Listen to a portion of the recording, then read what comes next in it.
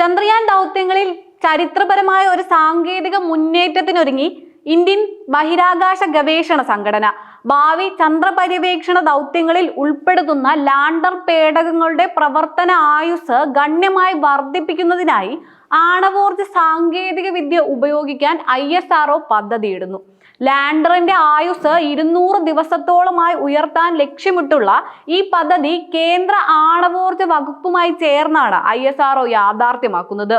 നിലവിലെ ചാന്ദ്ര ദൗത്യങ്ങൾ നേരിടുന്ന ഏറ്റവും വലിയ വെല്ലുവിളികളിലൊന്ന് ഭൂമിയിലെ 14 ദിവസങ്ങൾക്ക് തുല്യമായ ചന്ദ്രനിലെ ദൈർഘ്യമേറിയ രാത്രികളാണ്. ഈ സമയത്ത് ചന്ദ്രോപരിതലത്തിൽ, പ്രത്യേകിച്ച് ദക്ഷിണ ധ്രുവത്തിൽ താപനില -180°C വരെയായി താഴാറുണ്ട്. കഴിഞ്ഞ ചന്ദ്രയാൻ 3 ദൗത്യത്തിൽ ഇന്ത്യയുടെ വിക്രം ലാൻഡറും പ്രഗ്യാൻ റോവറും ദക്ഷിണ ധ്രുവത്തിൽ വിജയകരമായി സോഫ്റ്റ് ലോഞ്ചിങ് നടത്തിയെങ്കിലും സൂര്യപ്രകാശമില്ലാത്ത ചാന്ദ്രരാത്രിയിലെ കൊടും തണുപ്പിൽ പേടകത്തിലെ ബാറ്ററികളും സെൻസറുകളും മറ്റ് ഇലക്ട്രോണിക് ഉപകരണങ്ങളും തണുത്തുറഞ്ഞു പോകുന്നത് തടയാൻ നിലവിൽ സംവിധാനമില്ലാത്തതിനാൽ അവയുടെ പ്രവർത്തന ആയുസ് ഒരു ചാന്ദ്രദിനം മാത്രമായി ഒതുങ്ങുകയും പിന്നീട് ഓർബിറ്റർ വഴി ലാൻഡറിനെ വീണ്ടും ഉണർത്താൻ നടത്തിയ ശ്രമങ്ങൾ കഠിനമായ തണുപ്പിൽ ഉപകരണങ്ങൾ പ്രവർത്തനരഹിതമായതിനാൽ ഫലം കാണാതെ പോവുകയുമാണ് ഉണ്ടായത്. ഈ കടുത്ത പ്രതിസന്ധിക്ക് ശാശ്വത പരിഹാരമായാണ് ISRO ഇപ്പോൾ പ്ലൂട്ടോണിയം 238 എന്ന റേഡിയോ ആക്റ്റീവ് ഐസോട്ടോപ്പ് ഉപയോഗിച്ച് പ്രവർത്തിക്കുന്ന റേഡിയോ ഐസോട്ടോപ്പ് ഹീറ്റർ യൂണിറ്റുകൾ വികസിപ്പിക്കുന്നത്.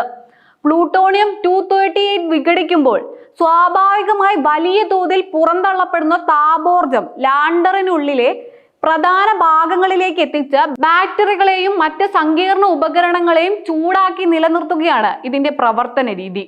പ്ലൂട്ടോണിയം 238 വിഘടിക്കുമ്പോൾ ഉണ്ടാകുന്ന അണുവികരണം വളരെ കുറവായതിനാൽ ഇത് ലാൻഡറിലെ മറ്റ് ശാസ്ത്രീയ ഉപകരണങ്ങളുടെ പ്രവർത്തനത്തെയോ ആശയവിനിമയ സംവിധാനങ്ങളെയോ യാതൊരു തരത്തിലും പ്രതികൂലമായി ബാധിക്കുന്നില്ലെന്നത് ഇതിന്റെ സുരക്ഷിതത്വം വർദ്ധിപ്പിക്കുന്നു. ഈ ആണവ താപ സംവിധാനത്തിന് പുറമെ ലാൻഡറിനകത്തെ താപനില കൃത്യമായി നിലനിർത്താൻ പ്രത്യേക ഇൻസുലേഷൻ പാളികളും സ്മാർട്ട് തെർമൽ കൺട്രോൾ സംവിധാനങ്ങളും പേടകത്തിൽ ഉൾപ്പെടുത്തുന്നതിലൂടെ രാത്രികളിലെ കഠിനമായ തണുപ്പിൽ നിന്നും ഉപകരണങ്ങൾക്ക് പൂർണ്ണ സംരക്ഷണം ലഭിക്കും. ഇത്തരത്തിൽ രാത്രിയിലെ തണുപ്പിലെ വിജയകരമായി അതിജീവിക്കാൻ കഴിഞ്ഞാൽ അടുത്ത ചാന്ദ്രപകൽ ആരംഭിക്കുമ്പോൾ ലാൻഡറിലെ സോളാർ പാനലുകൾക്ക് വീണ്ടും സൂര്യപ്രകാശത്തിൽ നിന്നും ഊർജം സംഭരിക്കാനും തടസ്സമില്ലാതെ തുടർച്ചയായി പര്യവേക്ഷണം നടത്താനും സാധിക്കും.